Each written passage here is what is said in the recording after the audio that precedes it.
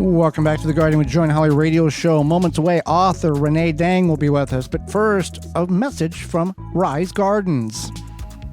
Rise Gardens is a revolutionary hydroponic garden system for your home. Instead of food traveling hundreds or even over 1,000 miles before it hits your plate, harvest the veggies, herbs, and gardens you need for dinner tonight in the comfort of your home. No green thumb required knowledge. Gardening made easy with Rise Gardens app. Step-by-step guidance from seed to harvest. A complete garden on a shelf, and comes with everything you need to grow healthy and the freshest food for you and your loved ones. Fully customize your garden to your needs and preferences. For more information and get your Rise Garden, visit risegardens.com. Hello, let's go to the hotline and bring in our guest for this week. Renee Dang is a researcher, writer, and adventurer who shows beginners how to maximize their rainwater's potential for their home, garden, and livestock. Harvesting Rainwater for Your Homestead in 9 Days or Less is her new book. Welcome to the program, Renee. Thank you. I'm super excited to be on. Well, we thank you for taking time out of your day and not only about to educate Holly and myself, but all of our listeners. And I'll start with this question.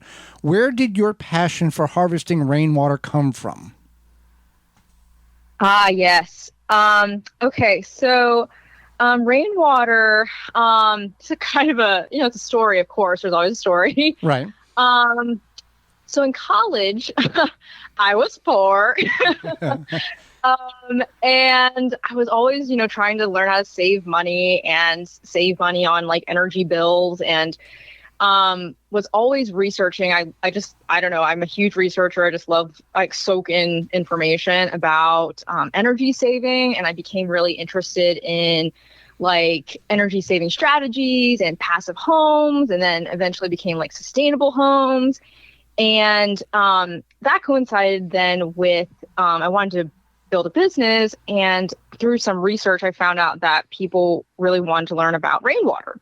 So I guess that was kind of the natural interest segue from, you build the house with the solar panels, right, and then you're like, okay, what's next? And then so you have rainwater.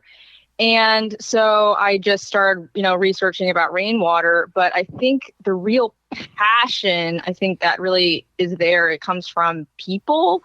I've met a lot of interesting people who have had all sorts of really interesting stories about how their homestead is running out of water, or they're getting sick off of their rainwater and they don't know what to do. And just getting to meet them. And then we find out that, oh gosh, our families have similar backstories, or we both worked with nurses, and then all of a sudden we're just hitting off, and the passion has really stemmed from interacting with people that I never thought I would have met otherwise.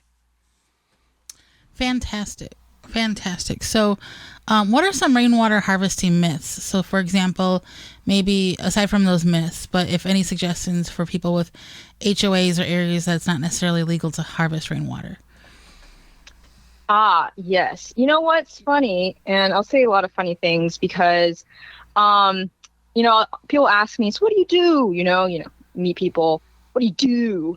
And I say, well, I wrote a book about rainwater. And usually the first thing that comes out of their mouths is, well, did you know that it's illegal to harvest rainwater in these states? And my first thing to say is it's actually not illegal to harvest rainwater in any state. And that is actually my favorite little, myth buster, because, for the longest time, yes, it was illegal to harvest rainwater in Colorado and Utah. But now it's not illegal to harvest rainwater in any state. There are restrictions, of course, but even Colorado, even if you have a homestead and you live off a well, you can harvest rain off of your home's roof and use that as much as you want to. So it's changing rapidly. And I think that, with the West and water issues, I guess, I live in Atlanta, Georgia, so we have a lot of rain here, almost too much sometimes. But from the conversations I've had, it can be challenging out there, and it's changing so rapidly. You can harvest quite a bit of rainwater now. Now, you mentioned the HOAs, which is very interesting because, yes, there are some HOAs that, I think from people I've talked to, people don't like the tanks, in the front yard, which, I can understand. Sometimes you don't want to see a plastic tank in the front yard. But an interesting tidbit is that there are some states like Texas where it's actually on a state level, it's illegal for an HOA to prohibit you from saying you can't harvest rainwater here. Like on a state level, an HOA can't tell you to not harvest rainwater. You're allowed to harvest rainwater in Texas, no matter what, apparently. So I find it interesting that there's a lot of talk going around, the nosy neighbors peering their nose above the hedge and saying, you can't do this and you can't do that. But I think the best advice is to just go to the EPA's website and find out for yourself exactly what your state and then maybe your municipality's website, what those rules are, and then you'll know for certain. So yeah. So maybe if you have an HOA, you have to like have your rainwater harvesting match the color of your front door or something, and then it's okay. Yeah. Yeah, some things like that. And I think, for some HOAs that don't allow tanks at all, earthworks, obviously a great option. If you just have like a garden or something, just go ahead and like create those little trenches and swales and put the rocks in and use that rainwater as much as you can. Rain chains aren't usually a big deal. But yeah, sometimes people also don't mind like the steel tanks because they're pretty.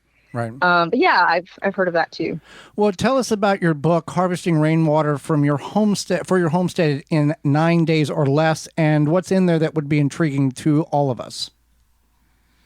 Oh, yes. Okay. So when I first was researching about rainwater, I was wondering, well, there's all these blog posts on rainwater, and there's some really good books out there, like Brad Lancaster's book.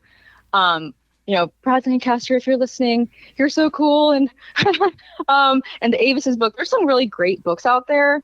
But as I was talking to people on Facebook and on forums, and I was like, so what's the problem? Why are you still so confused?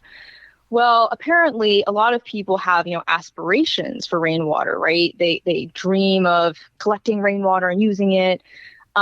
But a lot of us are pure beginners, right? Like, I didn't know what pump to choose or, where to even buy a pump or that you can even choose different materials for pipes or even plumbing.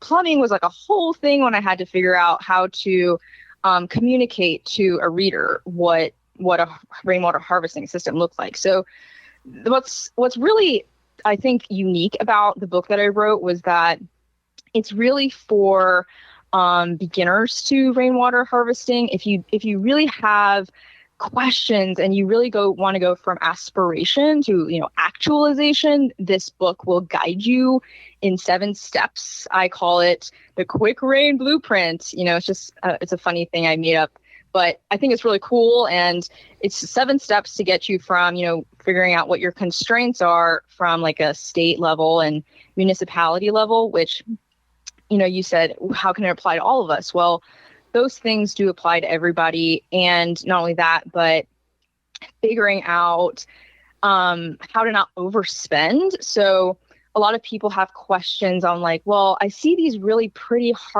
rainwater harvesting systems, but they cost me like $20,000. Well, this book is meant to be like just start from the smallest, most doable system that you can with like your time and the money you have, and practice.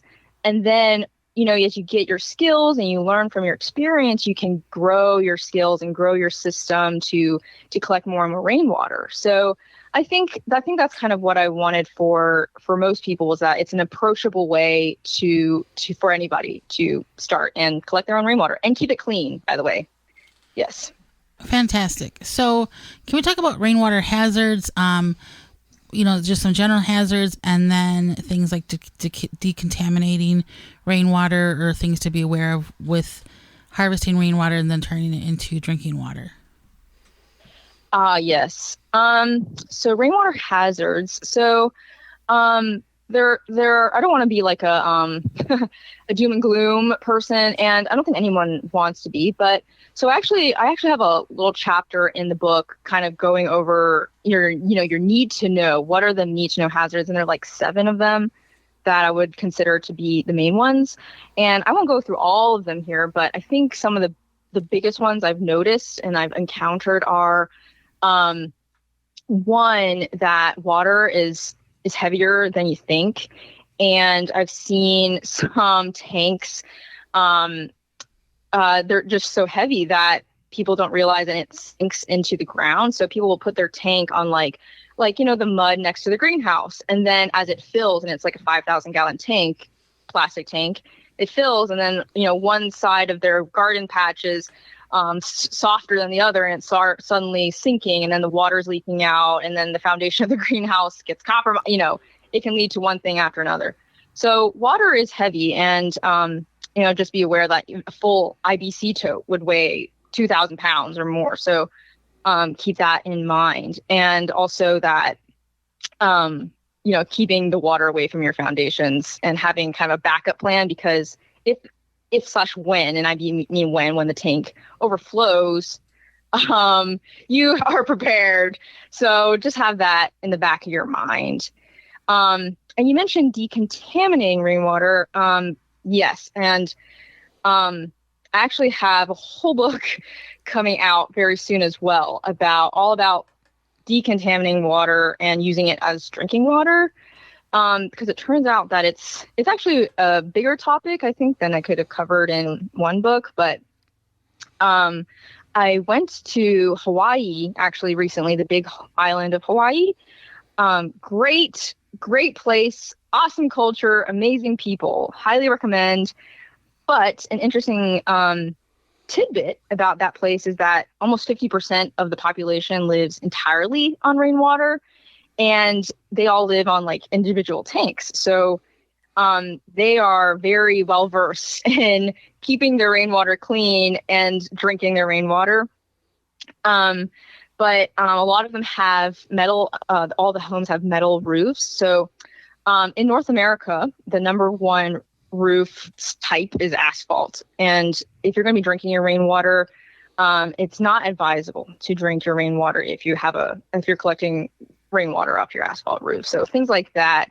But also, it runs the gamut. You can go from a UV filter to using a Berkey to chlorinating your water. It all depends on your personal preference, your costs. There's a lot of options.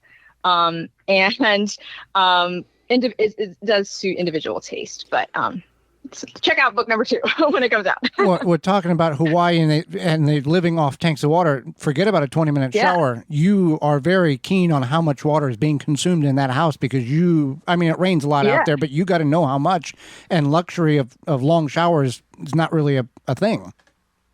Yes. Yeah, definitely. I found it very interesting. It was like, it's almost like a totally different mindset, because you also have to be aware of like, well, how clean is my water? Because if you're like you said, your 20-minute shower, if your water isn't very clean, you could be inhaling or breathing in, bugs. And I've heard that you can get stomach aches just from if your water isn't clean enough. So you have to be totally cognizant. It's like I live in Atlanta, and I live off of municipal water. I never think about my water, but out there, honestly, most of human civilization, right, had to think about how much water they had or how clean it was. So it is an important skill to have. Well, let's talk about before we let you go. What about algae in rainwater in rain barrels? Is too much bad? Is any bad? What's the rule on that about algae in your rainwater? Yeah. Okay, algae. So I have not heard of any, specific metric saying this amount of particular algae is bad. And I don't know for certain if a type of algae is more toxic than another. I'm sure there's, certain strains there are, but I haven't done the research on it yet.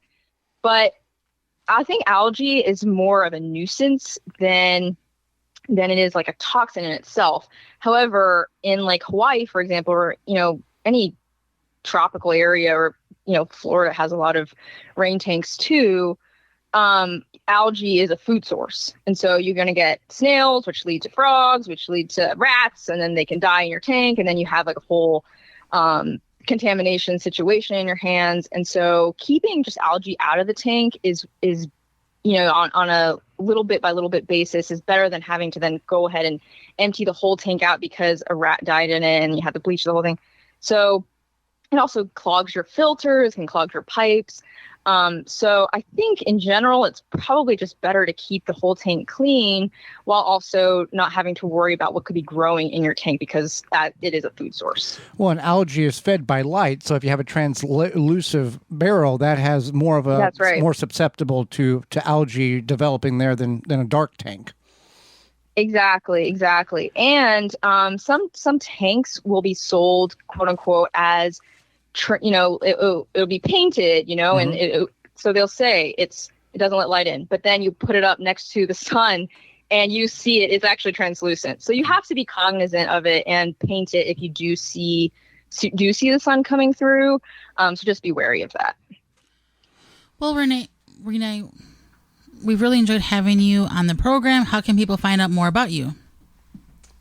Yes, I just launched my website, reneedang.com, RENEEDANG.com.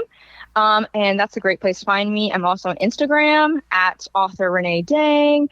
I also have a Facebook group, Harvesting Rainwater for Your Homestead. And we have awesome people from all over the world sharing and asking questions. And it's a great place to commune and to collaborate. Well, Renee, ReneeDang.com is the best. We greatly appreciate the time you've offered us, Renee, and the information and the education about rainwater that many of us probably knew, but knew wrongly. So we appreciate your time and your information. Yeah, sure. I can't wait to continue the chat if anybody wants to chat or even propose an argument to what I had to say. Can't wait. Absolutely. Well, thank you very much for your time. Thank you, Joey. Thank you, Holly. Absolutely. For more information, please visit thewisconsinvegetablegardener.com.